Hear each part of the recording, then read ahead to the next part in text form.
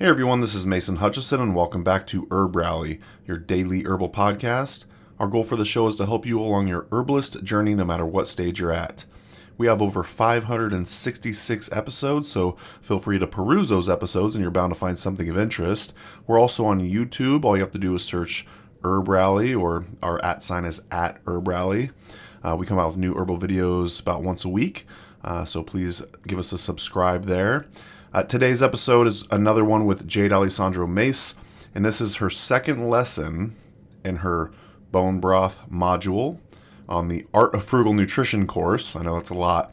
So second lesson on the bone broth module on the Art of Frugal Nutrition course, which is our sliding scale course. Basically teaches you how to eat healthy on a budget. And as I mentioned, it's a sliding scale course. It slides all the way down to free. You can learn more at herbrally.com/frugal nutrition. And basically, this is just the second lesson of Jade's module. There's a few lessons in it, along with four other modules as well. That's dumpster diving, the spice apothecary, fermentation, and eat your weeds. So again, to learn more about that, go to herbrally.com/frugal nutrition, and you could get all of the lessons, and these are like video lessons, along with downloadable audio. There's also PDFs, and some of them even have quizzes. So this was a fun project that Amanda and I have been working on, and it's an ever-expanding course, so we keep adding to it about every several months. But yeah, I wanted to shout out Jade's Spice Rack Medicine Winter Online Series 2023. One more time, registration closes December 13th. So I'll leave a link to that in the show notes if you want to learn more. But basically, I'll just read you a little bit of the blurb. This course covers the rich subject of kitchen medicine, demystifying herbalism and bringing it back into the home. We'll explore the amazing medicinal uses of the culinary herbs and ways to capture their properties for medicine, both in herbal preparations and in our food. Among the most ancient of plants included in human diets, these plants are still much loved and utilized in modern herbalism today. So I won't read the entire landing page. As I said, I'll leave a link in the show notes. But yeah, registration ends December 13th, 2022. So if this sounds of interest, definitely check it out now. Also, before we get into the show, I wanted to read another 5-star Apple Podcast written review. And this is from A Place of Stones. That's a fun name. And they say, a must listen. I'm a longtime gardener and quote-unquote insteader, as they like to call it. They say the term homesteader just never jived with me, and find so much value in the content presented in this podcast. If I've gotten myself too worked up from listening to politically bent media, I am instantly cradled and lulled back to peace by listening to people talk about plants on HerbRally. So that's really sweet to hear. It's funny, I was actually thinking, man, wouldn't it be cool to have like a plant ASMR channel or something like that, where you combine ASMR and herbalism, just like be this super relaxing place. But anyways, it sounds like A Place of Stones gets lots of great relaxation from listening to the HerbRally podcast, and that brings me a lot of joy to know that. Yeah, I love just hearing all the different voices in the herbal community talk about their expertise in the herbal world. So thanks so much for leaving that review, A Place of Stones. And if you would like to be shouted out on the podcast, please consider going to Apple Podcasts or your podcast player of choice and leaving us a written review. And last but not least, I want to shout out the HerbRally Schoolhouse. This is one of the best ways that you as a listener can help support our work here at HerbRally. It's only $10 a month, and in exchange, you get all of this video content, all these free classes. We're also going to start releasing exclusive monographs in the new year. But if you'd like to learn more about being an HerbRally Schoolhouse member, just go to herbrally.com/schoolhouse. And if you'd like to get your first 30 days for free, just use coupon code PODCAST at checkout. And then you can see, kind of behind the scenes, see if this is like a good fit for you. But just know that if you are an HerbRally Schoolhouse member, you're helping support me and Amanda's work here. And we greatly appreciate it. And a big shout out and thanks to all of our HerbRally Schoolhouse members. So enough of my yammering. I will let Jade take it over from here. And this is her second lesson in her bone broth module called the Frugality of Bone Broth and Nutritive Additions. All right, I'll talk to you later. Have a great day or night, because I'm releasing this at like 10 p.m. Okay, bye. little bit of housekeeping before we get into the show. The content in this podcast is for educational and entertainment purposes only. It is not intended to cure, diagnose, treat, or prevent any disease. This information has not been evaluated by the Food and Drug Administration. We are not doctors, nor do we play one on the internet. Please seek advice from a qualified healthcare professional. Okay, MC Calico, take it away. Yeah. Smoking herbal blends. We need some Mullen and some Kush, my brethren. While listening to HerbRally podcast again. Herbalism at its finest with Mace and Hutchinson. Yeah. Just to kind of talk about the cost and all of that, because this series is really geared towards the frugalness of just how affordable making something like this can be. So a whole chicken is a great way to go because you get so many meals out of it, and it's a very affordable way to buy chicken. So one of the things that I like to do, and you have a recipe, there's a handout, a PDF that is associated with this course.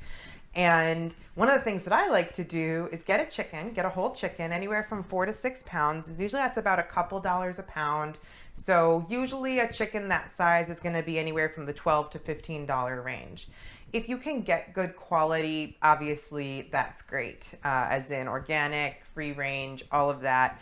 But I also encourage you just to do your best, because at the core, this stuff is so healing. So get what you are able to. And what I like to do is cook that whole chicken and make broth. I like to just boil the whole thing with some carrots and onions and things like that. And you have a recipe to do this if you're, because I'm just kind of giving you the overview. So I like to cook the whole thing takes about an hour and a half.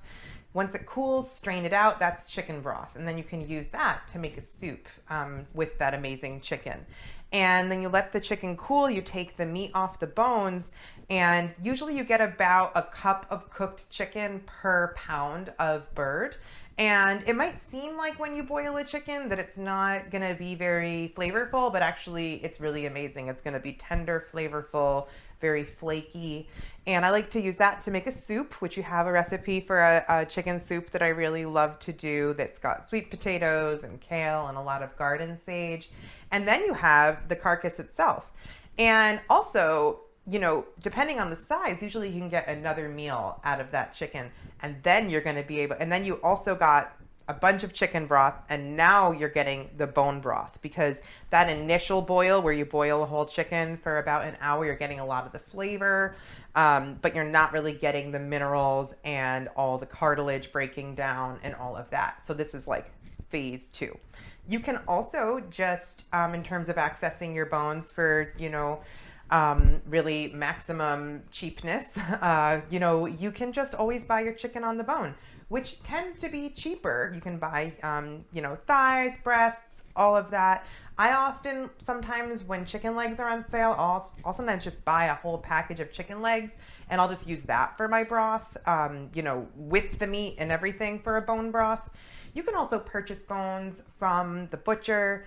As much as possible, if you're buying beef bones, you want knuckle bones, marrow bones, things that are have a lot of cartilage and ligaments and joints, because all of that really contains a lot of the active medicinal constituents of bone broth, is found in the knuckles that you cook down and the joints and all of that. So you can also do it with pork bones. Pork to me has a very strong flavor, so just be aware. And the way I mostly make my broths is I am just saving bones. I'm intentionally buying stuff on the bone, meat on the bone, and then I'm freezing those bones. And so this chicken was not frozen, but often I'm just throwing it frozen right in the water, and you're warming it up and it's fine. So it's absolutely fine to put it in frozen. So these are all ways to access. Also, farmers markets are great. Sometimes you have to call ahead because farmers don't always bring bones to market because they're trying to maximize, their more higher priced cuts of meat in terms of space for transportation, because bones are cheap. So that's the other thing. Bones are so cheap. Just just to like bring that home. And they are kind of the most precious. But anyway, at a farmer's market, you can ask, or you can ask ahead, like, hey, do you have chicken feet? That's going to be very collagen rich. Chicken backs are great. Heads, all of it. You can throw all of that in there. But you can ask ahead, and often farmers can, get that for you for extremely affordable. And and I just will freeze that stuff and then throw it right in frozen. So the other thing that I like to do is add veggie scraps, which is another way of being really frugal. So what I'm going to add to this broth now are scraps from sweet potatoes that I cooked last night. So it's just like the ends and things like that. If I wasn't going to be planning on making this broth today, I would have frozen these, and I just freeze them in Ziplocs in my freezer. And I just have a regular freezer. Like, I don't have an extra freezer. It's just the one attached to my fridge. And in a way, it's kind of helpful to not have extra freezer space, because when it gets too full with saved up bones and veggie scraps, I'm more motivated to make broth because my freezer has no space. Whereas I think otherwise I might procrastinate. So anyway, I'm going to add these in. And when it comes to adding the vegetables, there's no right or wrong amount here for making your bone broth, but they do add a nice little flavor. Also, you can use some seaweed. I like to throw a little seaweed into broth. This is going to add a richer flavor. Just kind of a little bit of the umami flavor, which is the savory flavor. It adds a richness and a depth of flavor. So I'm going to add a little bit of seaweed. This is kombu, a brown seaweed that's also very mineral rich. And these are all optional. Like I said, it could be as simple as your bones. Oh, if you're using beef bones, it can be nice to gently warm those first, to roast them a little bit on a pan.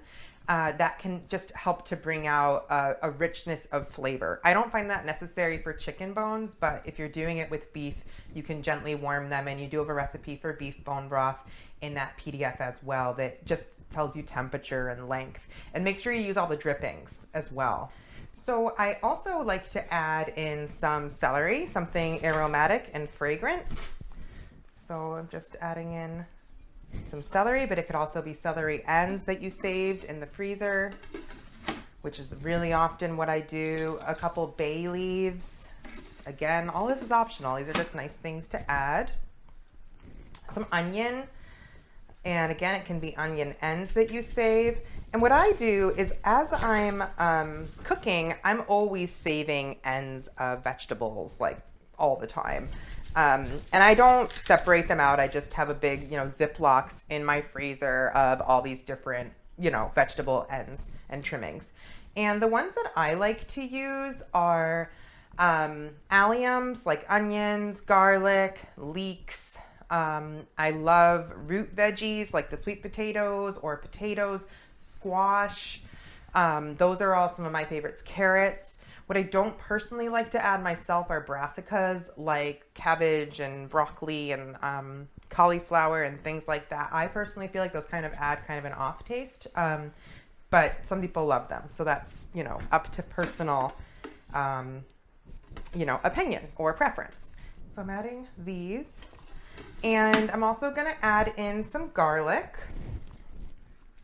And it's nice to kind of just you don't need to chop your garlic, and you don't need to peel it either, but it is nice just to crush it a little bit. So I just use the back end of a knife, and so I'm just opening up so that this surface area is exposed, or there is surface area exposed, so it can so that those wonderful healing properties of the garlic can get into the broth. And then the last thing, I didn't add I'm going to add some mushrooms. So I do have some dried, or not dried, this is the fresh. I have dried here for you to see as well. But this is fresh maitake, also known as hen of the woods, Grifola frondosa. And we're going to add some of that. And, you don't really need to break it up that much. It's pretty permeable, but just kind of breaking it up a little bit. And this is also going to add a really nice depth of flavor. This also has that umami flavor. It's the presence of glutamates, which MSG is a synthetic glutamate, which makes your food taste better in a way. Of course, it's not good for you, but it makes you want to keep eating it. And that's what the glutamates do in foods naturally. And the glutamates are not, don't have the same issues as MSG. So this I love adding like some kind of mushroom to my bone broth just because it gives it a nice savoriness. So we're going to add that. And then the last thing we're going to do is add, and the water is about up to here.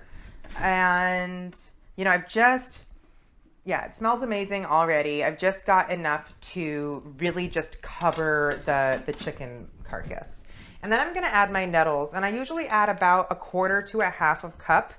And this is probably about a cup. So I'll probably add about half of this. Again, doesn't really matter. You don't really need to measure it. Just make sure you have at least 1/4 cup. And now we're going to let this go. And I'm going to move into talking about some of the benefits.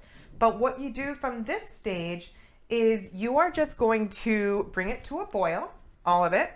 And again, I usually start with cold water, but I just wanted to start with hot water just for the purposes of the demo. But, you know, you're going to bring it up to a boil with a cover on. And then once it comes to a boil, you're going to turn it down to a simmer. And I usually leave the lid on, and I put it on the smallest burner that I have on my stove. And I'm just going to let it go at a low simmer for at least 12 hours, up to 24 hours, and even longer. And what I'll do is if I'm not going to be home during that time, like, you know, if I want to cook it for at least 12 hours and I'm going out for the day, I will just remove it from the heat. I'll either leave it on the stove if it's in the fall or winter, which is when I tend to make my broths, or sometimes I'll just stick it outside if it's cool enough.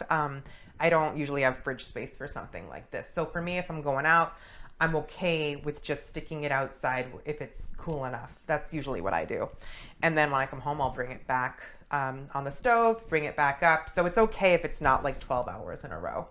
You can do it overnight if you feel comfortable doing that. It's up to you, but at least 12 hours to 24. Because what we're doing is we're breaking down the bones and the tendons, the ligaments, the cartilage, the fat, all of that.